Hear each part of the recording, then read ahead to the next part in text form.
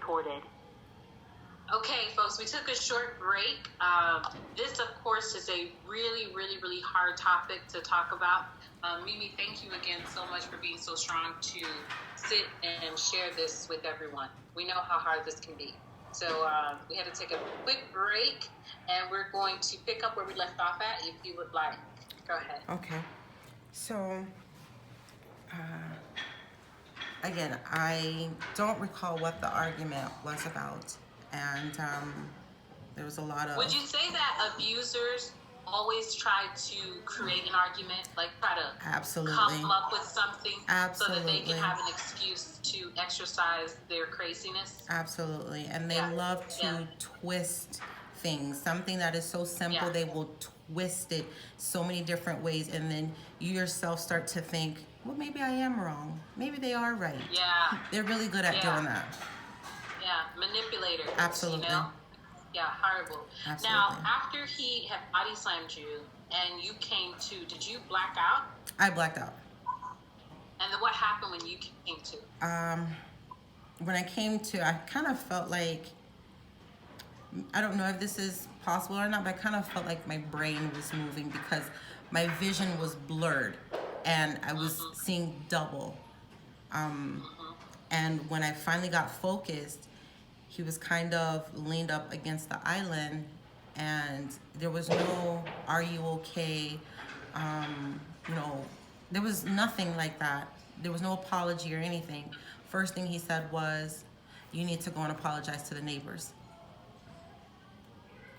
And Wow. I didn't argue, I didn't say anything. I just fixed myself up, wiped my face, and went downstairs to go and apologize to our neighbors for making that loud bang. And when I got down there, my neighbors kind of sensed that something was wrong, especially the wife. She kind of sensed that something was wrong, but her husband did not want for her to get involved. So she kept sending him off to go and, grab me some tea or something like that. And you could see he was kind of hesitant because he didn't want to leave her alone with me so she could ask me questions if I'm okay. So it was none of that. So I can't really remember if I think they brought me water or something like that. I just had a sip of water and I said I was just really sorry. Sorry for the loud noise. And that was the end of it. The husband you could tell the husband wanted me out. So after apologizing, I left. This meeting is being recorded. I went upstairs, let him know that I apologized, and that was it. There was never, I'm sorry, there was nothing. And I was even afraid to sleep. I was afraid if I closed my eyes that I wasn't gonna wake up because I didn't know if there was something internally that was wrong with me from me being body slammed. Yeah. Now, how insane is that? He picked you up and body slammed you, watched you lay there unconscious, didn't call paramedics, didn't try to get you help, didn't try to do anything to wake you up. He just watched you lay there unconscious. And then tell you to get up and go downstairs and apologize to the neighbors. That's so horrible. That's so terrible.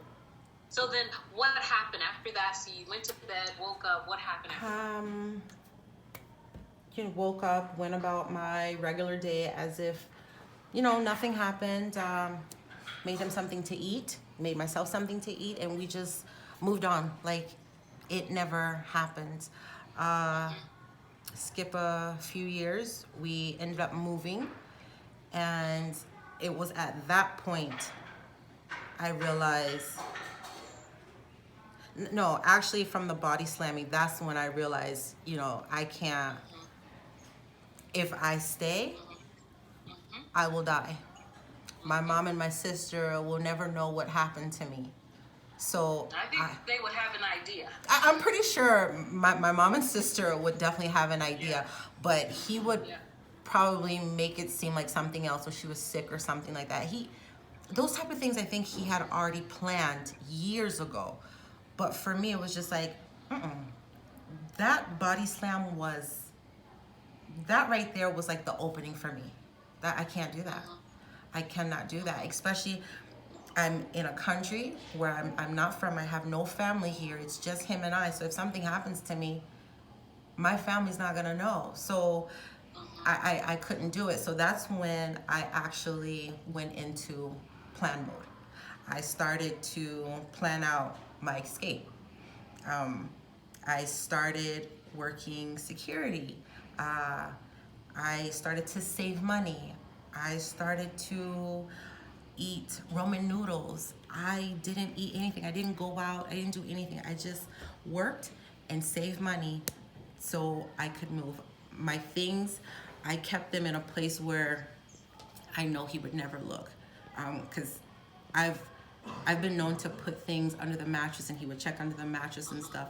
So I put it somewhere. Mimi, Mimi, the internet froze on your part. So where you got cut off was after he body slammed you and you realized that you needed to get out. Tell us, what was the process? How did you begin to plan to get out? So I was working security and I started to save my money. I didn't spend anything. I'm not a drinker, so that wasn't a problem with buying alcohol.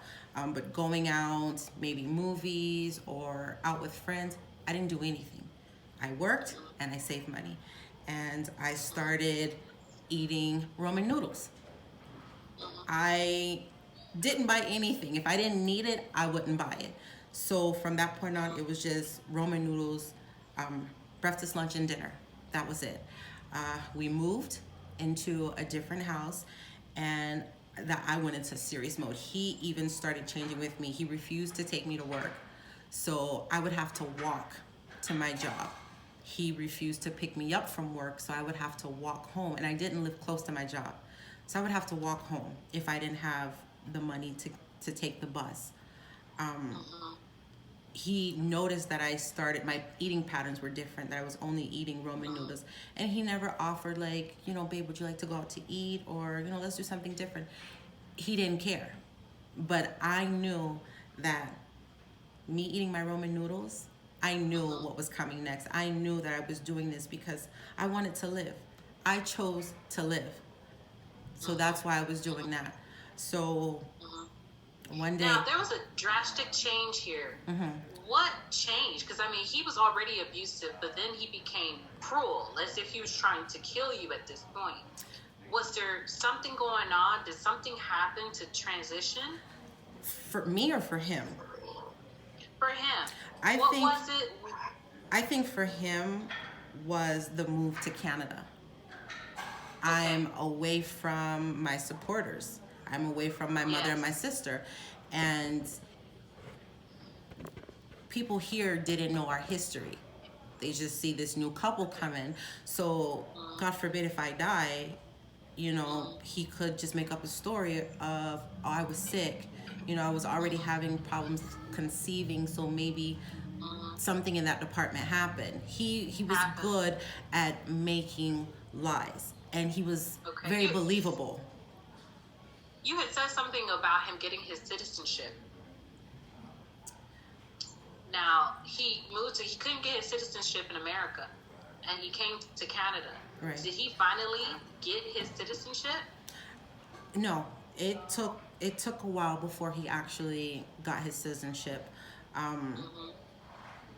He always told me that whenever he got his citizenship, he didn't have a problem to send me off. Like, he didn't care.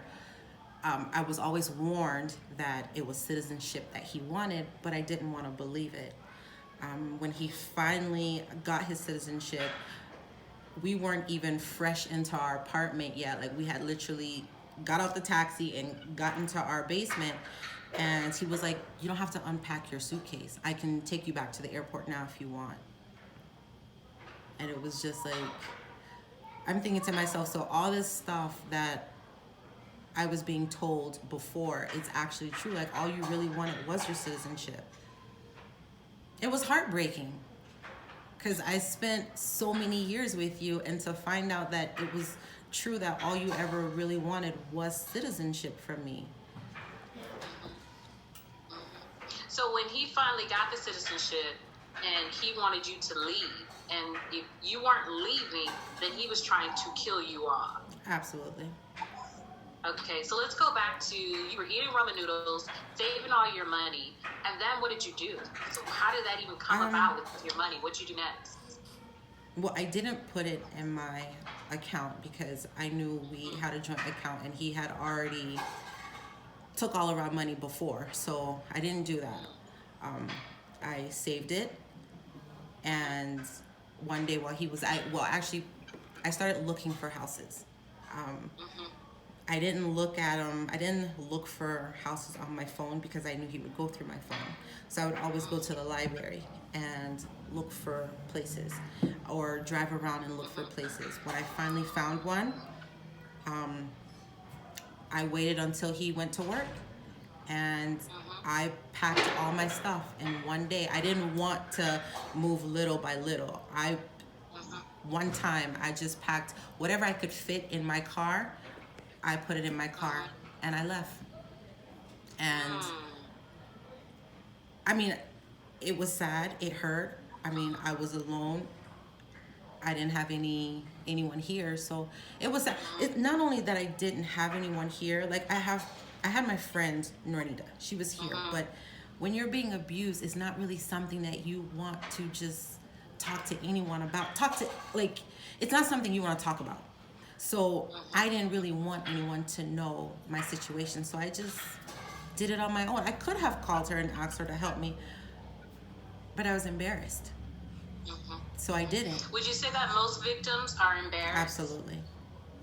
Absolutely. And embarrassed, too afraid, all of those things, the Absolutely. shame. But the truth is, the shame is not theirs to carry. No, not at all. The shame is on the abuser. Absolutely. Yeah. So now you have an interesting story. Once you moved out and you left and you were in your own apartment, did he leave you alone, or what happened after that? No, he didn't. He found out where I lived. So he was stalking you. You can call that. You can call it that. I don't know how he found out, but he found out where I lived, and one night, me and a few friends, we decided to go out, and we went out. He kept calling me that night, but I didn't want to talk to him. I didn't answer my phone. I don't know, I just had this weird feeling like I didn't want to go home. So I didn't go home. So I stayed a night over at my friend's house. And the next morning, she was going to have a photo shoot. So I'm like, okay, well, I have to go home and get a change of clothes. So me and her jumped in the car, drove to my house, and I see his car with the trunk popped up. So I'm like, okay, I know that's my ex's car, but why is it here at my house? Get out the car, and she didn't want me to go in by myself, and she's like at this point like 9 months pregnant. So we're walking to my house, and I see blood drops, and I'm like, what happened here? So we follow the blood drops to the back of the house, and that's when I see shattered glass. I'm in disbelief because I'm like, what has happened? I wasn't home. So what happened? So I bend down and take a peek, and I notice he's standing in my apartment between my bedroom and the hallway. And mind you, I was doing security at this time, so he has on my security uniform.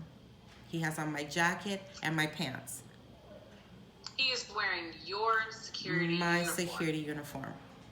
And okay, go on. He's holding my diary. And I'm trying to figure out, okay, one, how did you get in my apartment? Two, why are you in my uniform? And why are you reading my diary? So, of course I'm angry, and I'm like, okay, I'm going inside. And my friend is like, Mimi, please don't go inside. You don't know, just don't go inside. I said, I'm going inside. So, of course, I open up the door, I go inside, and I'm screaming, and I'm angry, and I'm like, what are you doing here? Why are you in my apartment? Why do you have on my uniform? When I look in my bedroom, there's blood smeared all over the wall. Right, the glass was literally on my side of the bed. So if I was home and he would have broken into my apartment when I was there, I probably would be dead because I would have glass all over my face. He had my diary in one hand, and he had a drywall knife where it has blades on each side of the knife in his hand. We start arguing. I'm, pushing and screaming at him, and then he goes to grab his hammer, possibly to leave. But why did you have all these things anyways in my apartment? So I call my sister in a panic to tell her, like, my ex is in my house. Like, I don't know how he got in my house, why he's in my house, and he's in my uniform. My sister is amazing. She called the cops all the way from the States. I don't know how she did it, but she called the cops. We end up leaving, and, cops came, they called me, and, he ended up getting arrested. And the sad part about it, when they were talking on the radio to each other, I could hear them. Yes, the police, when they were giving the address and they were saying, like, they were walking up to the door. I'm still trying to text him and call him and tell him, like, the police are coming. I'm still trying to warn him, even though I'm not with him, but he has damaged me. He's already hurt me. So in my head, I'm still scared that if he gets arrested, that's gonna come back on me. He's gonna blame me and say, well, you put me in jail. And I didn't want that. So I'm still texting him, like, the cops are coming. They're at your door. Like, I'm still apologizing. After this man broke into my apartment, for what reason? I will never know. Now, let's tell the viewers what we discovered from the police is that he was wearing your uniform because he was standing in your apartment because he was planning on killing you. And he was using the knife and the hammer, either one of them. He knew that a lot of blood would be shed, and he did not want the blood on his clothing. So when he broke into your apartment, he put on your uniform so that after he had taken your life, he could change and leave, which would have been premeditated murder. Now, one thing that I want you to share with the viewers, when he finally went to jail, after 11 years of mistreating and abusing you, when he finally went to jail, would you say that that's when he finally left you alone? He did leave me alone, but while he was in jail, and this is how they work. While he's in jail, he spoke to his family, because they didn't have any of my contact information. So obviously he gave it to them. They called me. They said that, I finally got what I wanted. I put him in jail. They made me feel like this was completely my fault. Like, I did this, and he told... Now, they were aware that he was beating you. Absolutely. They knew it. Absolutely. But didn't come to your rescue, No. Didn't try to help you. But when he is in jail for mistreating and abusing you, they come and try to attack you. Yes. The warped minds of these people and the individuals. How many victims right now are going through the same exact situation, where instead of people helping them, they're making them feel worse about their situation? Well, you know what, Mimi? It's time for us to wrap it up. But you survived. You are a survivor. You have moved on. You are married to an awesome husband. You have your beautiful children. Because throughout that 11 period time that you were with this man, because the abuse was so intense, you couldn't conceive. And, at the end of it, you're kind of like happy you don't have to deal with him anymore. Right. That you were able to break away from that. Absolutely. We thank you so much for sharing your story. And I know there's so much more that you can share with us. And again, thank you so much for being so strong. And we're so happy that you're here with us today. The enemy tried to take your life away, but he cannot. And so now today, you get to take your story and help millions of women and men overcome this challenging, horrible thing of domestic violence. Absolutely. All right. Now, before we close, is something you want to say briefly? I just want men and women to know that abuse is not okay. It is never okay. And you may think that you are not strong enough to leave. Please believe me, you are strong. You can do it. You can survive. I never want people to think that they're weak. Your enemy will always tell you that you're weak, but trust and believe me, you are not weak, because I survived. I probably shouldn't be here right now, but I am. I'm a survivor, and you can also be a survivor as well. Just have to believe. Believe in yourself. Believe that you are worthy. You are absolutely beautiful. Absolutely. Wow. Again, thank you so much, Mimi. Thank you. Appreciate you. Love you, honey. That was awesome. Thank you. The recording has stopped. All right. Recording has stopped.